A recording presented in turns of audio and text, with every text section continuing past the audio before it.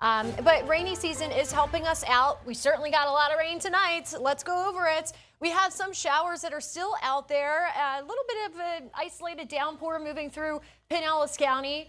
As we look at radar, most of us are quiet, but as we take a zoom in here, you see that moderate to heavy rain, one little cell of it that's just north of Indian Rocks, around the Largo area, and that's pretty much pushing offshore as we speak. And then if I zoom in here, this is just south. Here's the pier, the St. Pete Pier. So just south of that, we actually have some nice steady rain that's starting to move onshore there. So if you're in southern St. Pete, you may hear that rain outside your window not too long from now. As we expand the picture and look at these rainfall estimates, now remember, this is radar estimated rainfall totals. They're pretty high, right? This is from the past 24 hours, so some of this is including the overnight hours from last night. Last night we had one more pop of rain, and that issued a flood advisory for Pinellas County. So keep in mind some of those numbers are reflecting those rainfall totals from earlier this morning. It technically would be. Rainfall estimates, though, for the past 24 hours, anywhere from 4 to 6 inches on the higher end. Some places even scraped against 7 inches. Now, if we combine the 48-hour rainfall totals, because that would include portions of last evening, well, then these totals obviously would be higher because we had whopping rain in Hernando and Citrus County.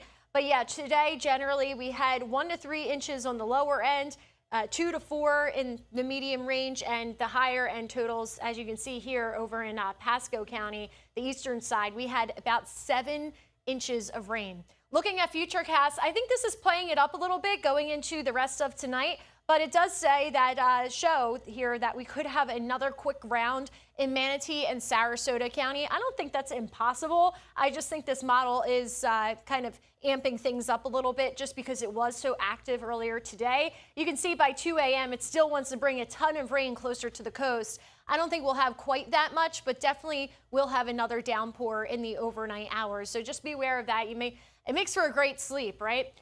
For tomorrow, Memorial Day, 7 a.m., looking good. Couple clouds. Here we are at lunchtime. Again, a few showers may spark up, but we will be fairly dry through a good portion of the morning into the afternoon. It's really not until about 3 o'clock that we start seeing those scattered showers. And really, if you're looking for the heavier rain, we look good through about 6 p.m. It's really not until 9, 10, 11 o'clock that finally we see a few more isolated downpours start to bubble up, which is good because we do have some events tomorrow for those that have lost their lives in war. So it's good because, you don't want it raining during those times, but it's bad because the rain does help cool us down, right?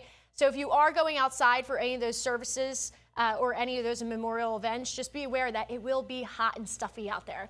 Looking at the moisture content, we do have a little bit of drier air kind of nosing in here for tomorrow, Tuesday, and Wednesday, but then those rainfall totals shoot right back up. We actually have tropical moisture that's on the way for next weekend. So you will see on our 7-day a couple weather impact alerts because we're expecting some pretty high rainfall totals over the next several days. Memorial Day for tomorrow, again, 92 for that daytime high. Going to feel like it's in the upper 90s, however, with the humidity. And again, Friday and Saturday right now, we have added some weather impact alerts to those evenings because we are expecting some tropical moisture to splash our way.